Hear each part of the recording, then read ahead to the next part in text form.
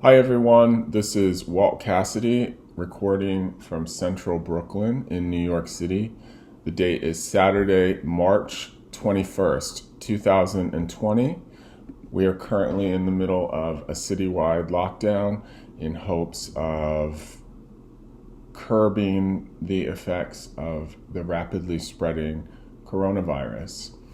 In an effort to keep everyone occupied and hopefully entertained, I was trying to think of something that I could do, and the one thing that I thought that I might be able to offer is a reading from my book, New York Club Kids by Waltpaper, which was published by Damiani in November of 2019. I hope you guys enjoy it. I hope you stay safe, and we're all in this together, so we have to do our best. It's very scary. I'm very scared, but I'm trying to keep it together, and I hope you are too. So here we go. The book opens with a quote that my father always used to recite to me when I was growing up. It was a sort of mantra that I heard over and over and over again, and it's something that I still carry with me today. It's from a poem by the author Matthew Arnold called Self-Dependence, and it was published in 1852. Resolve to be thyself, and know that he who finds himself loses his misery. The book was originally titled Historic Fiction, Life Inside the Club Kids. When we decided to change the title of the book so it was more accessible and easier to understand what the book was about, I decided to move that title to the introduction of the book. It's impossible to enter New York City without imagining that you're in the opening scene to a great movie. Everything about the city is cinematic, especially the way it curates your life as you move through it, carefully editing away all that is not essential to the plot. New York is a streamlined city. Like a needle to a vein, survival is dependent on efficiency. If you don't tap into the flow, you are quickly washed to the side, sometimes bruised, sometimes exhausted, and sometimes dead. And yet there are those who survive and even thrive on the tempo of this metropolis.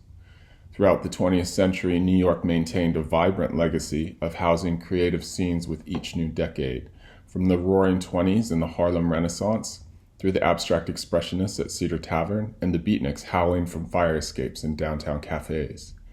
In the mid-60s, Andy Warhol's factory emerged and went on to evolve through punk and disco. When Warhol died in 1987, the media declared it was the death of downtown.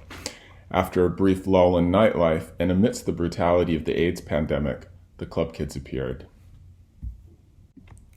The Club Kids began their reign of New York City in 1988 with a cover story for New York Magazine written by Amy Vership, who first coined the term to describe a tight-knit group of teenage, post-Warhol clubgoers who carved a place for themselves in early nightclubs like Tunnel and The World.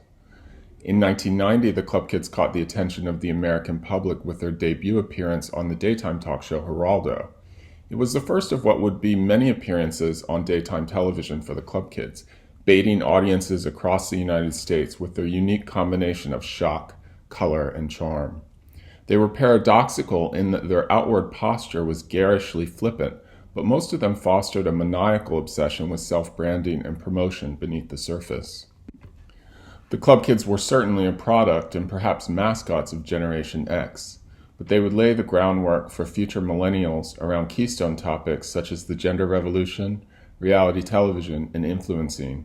The 90s were the last gasp of analog culture, and many feel that it was the last decade in which truly original content was consistently put forward.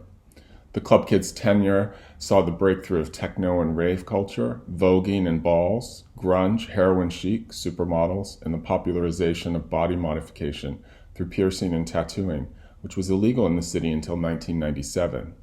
In 1994, Rudolph Giuliani was elected mayor of New York. By 1996, he began to heavily exercise his quality of life campaign, unearthing a long outdated cabaret law created in 1926 during Prohibition and wielding it to successfully erase all traces of nightlife culture in New York.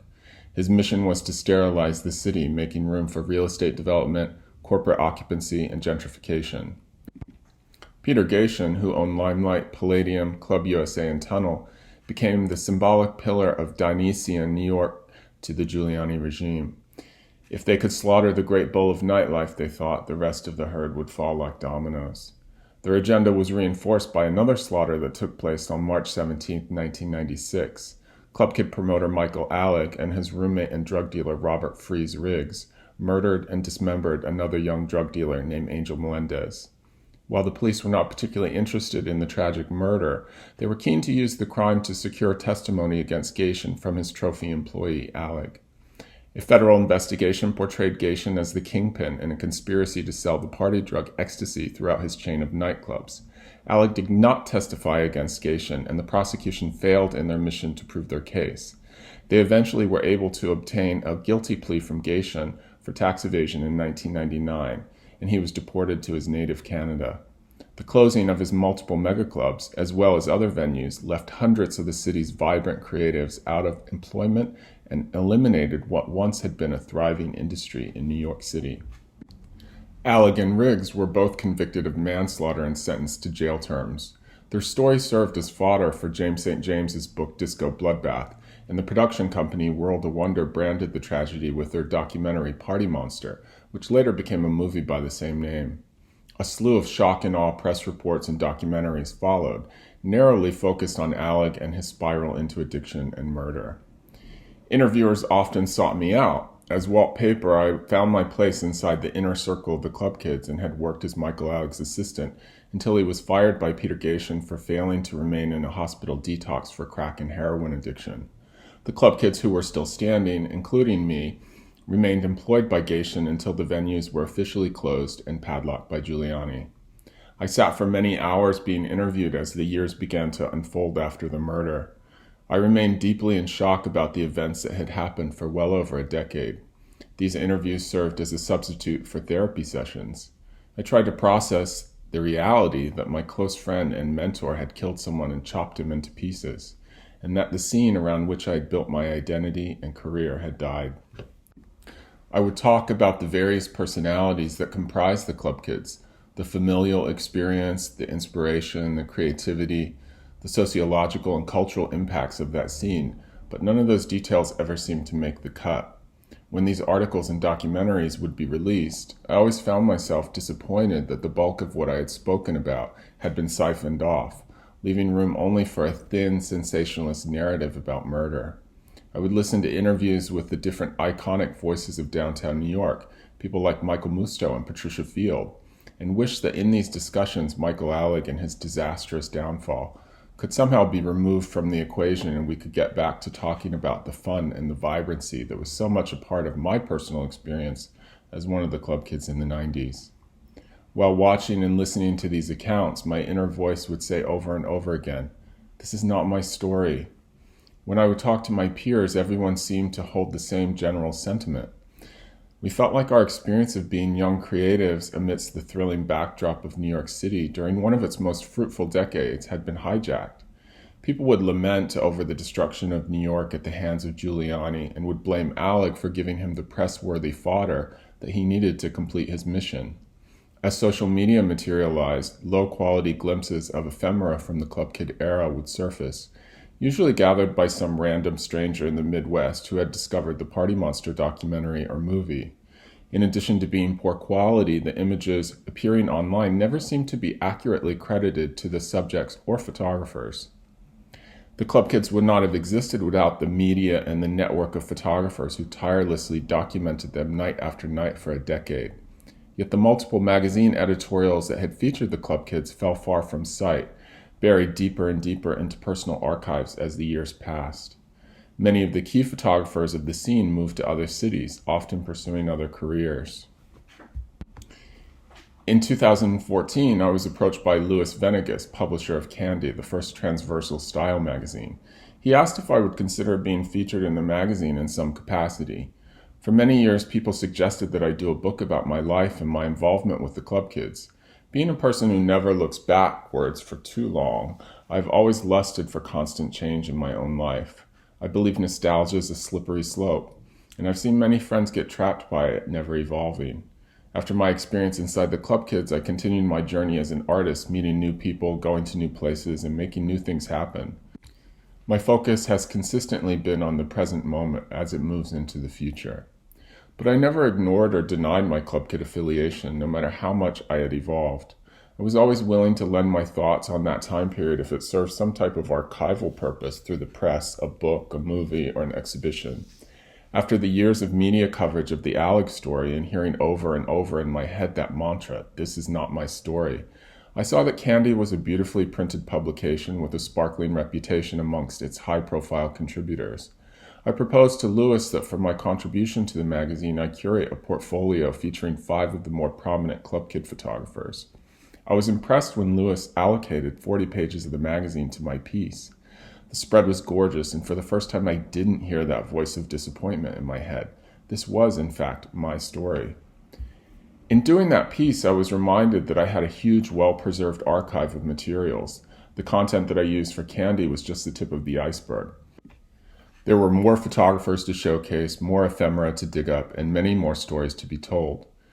It was time for me to do a book of my own. I realized that my voice and vantage point were unique, as was my curatorial and artistic sensibility. In 1996, I sidestepped out of the ruins of nightlife and got involved with the budding gallery scene as it began to shift provenance from Soho to the Chelsea section of New York.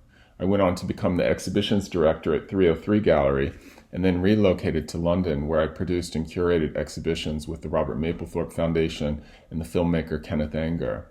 Upon returning to New York, I worked extensively with the artist Jack Pearson on a series of exhibitions and books featuring his work. During my years as a Club Kid, I had achieved significant success with my own paintings and illustrations. My identity as a visual artist was central to my participation within the Club Kids. I had scored a few exhibitions, as well as some magazine and album cover illustrations during that time. My artistic pursuits had become so intertwined with my affiliation with Club Kids that when their infrastructure came tumbling down, I had a very hard time sifting through the ashes and reacclimating. I think everyone remotely connected to that scene must have gone through a similar process of trying to figure out what the hell just happened and how one moves on from such a huge socio-political tragedy. I stopped pursuing my own work and instead opted to remain behind the scenes, helping other artists make their work and stage exhibitions at various galleries, museums, and art fairs. By 2006, I had slowly found my way back to creating work of my own. I began exhibiting a small body of photography and sculpture, which after a few years led to the creation of my design brand, Walt Cassidy Studio. The jewelry designs that I created for Walt Cassidy Studio would be profiled in Vogue in 2015, and the more I made jewelry, the more I was reminded of my time as one of the Club Kids. I would glimpse at old photographs and see that I had always had an intuitive attraction to jewelry. It was a key component to my personal style in the 90s. On social media, prominent celebrities would occasionally post photographs of Waltpaper as a style reference. Fashion magazines published shoots emulating my makeup and clothing, and young kids would tag me when they found inspiration in one of my earlier looks. Whether people discovered my work as a result of my affiliation with the Club Kids or through the more contemporary channel of fashion publicity, they generally seemed quite surprised at the transition that I had made over the years in terms of identity and physicality. As time has continued to move along, many of the icons of the late 80s and 90s club scene have sadly left us. In recent years, we lost Dean Johnson, singer for Dean and the Weenies, and creator of the party Rock and Roll Fag Bar at the World. DJs Frankie Knuckles, Anita Sarko, and Jason Jinx, style icon and promoter Edwige Belmore, transgender performer and activist Cody Ravioli, the grandfather of the House of Extravaganza, Hector Extravaganza, and Hattie Hathaway, founder of Pyramid Nightclub, have all passed. As we approach the 30-year anniversary of the beginning of the 90s, those of us who experienced that time period and have survived carefully balance our histories with our present-day lives. Those who miss the experience of pre-millennium New York often seem to pine for the authenticity, the decadence, and the creativity of the era that has now become legendary. All of those elements and experiences have come together and served as motivation to create this book. This is not an encyclopedia of every personality that ever participated in the Club Kid scene. There are people who will feel left out of this particular story, and some people who might be offended at my inclusion and subsequent perception of them as I describe what the club kid lifestyle looked and felt like to me, a young artist navigating through that experience. One of my main priorities in making this book was a focus on the photographic work done during this time period. Most of these photographers have vast archives worthy of multiple monographs ranging in subject matter well beyond the club kids. I hope that this book will serve as a comprehensive introduction to their individual bodies of work, all of which beckon further investigation. The idea of truth is relative, especially when you stack 30 years and multiple vantage points on top of it. My intention with this book is to offer up my personal view of the club kids during the 1990s in New York City, highlighting the personalities who inspired, accompanied, and mentored me along the way. When I arrived to the city as a teenager, I pledged to myself that I was going to live a life that would be worthy of a great book or movie someday. I was following in the footsteps of a long line of prestigious creatives who had already made their mark. I knew that if I was going to do it, I'd better do it well. I knew that the territories into which I was entering and the tools that I was using were dangerous and even life-threatening. I knew that there would be casualties, and that I could be one of them. I was lucky to find protective shelter within a group of tightly knit friends, each of whom was beautiful, intelligent, and vastly creative. We all arrived to the city at roughly the same time, of the same age, and with the same intentions. We were equally competitive and supportive of each other, and shared one of those moments in history that could not be planned or choreographed. It was divinely ordered, and we collectively rode the volcanic surge of energy until it landed us onto our own individual paths in life. Some of those paths remain in purgatory, and some ended in darkness and tragedy. However, most of the personalities from the inner circle of the club kids have continued on to find great success in their chosen fields. I hope that this book will honor those unique personalities and their creativity, as well as the photographers who captured and shared in our experience. We used our lives and our identities to create a special brand of fiction, and it has now become a part of history.